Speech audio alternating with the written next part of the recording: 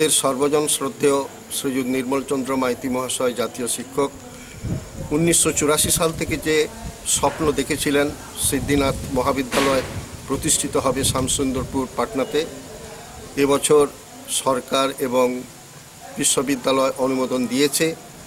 1913-14 শিক্ষাবর্ষ থেকে চালু হবে, কিন্তু প্রাথমিকভাবে সরকার কোনো খরচ বহন করবে না, বহন করতে হবে এই অর্গানাইজিং কমিটি বা পরিচালক সমিতি বা কলেজ কর্তৃপক্ষকে।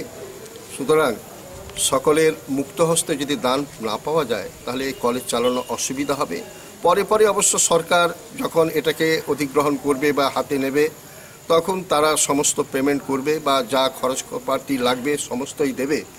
কিন্তু এই এলাকার বা এই শামসুন্দরপুর পাটনা স্কুল থেকে যে সমস্ত ছেলেরা বিদেশের বিভিন্ন প্রান্তে ছড়িয়ে ছিটিয়ে জীবনে প্রতিষ্ঠিত হয়েছে, তারা যদি মুক্ত হস্তে দান করে তাহলে তাদের খরচ থেকেই কিন্তু প্রাথমিক স্তরে বা প্রাথমিকভাবে কলেজটা চলতে থাকবে।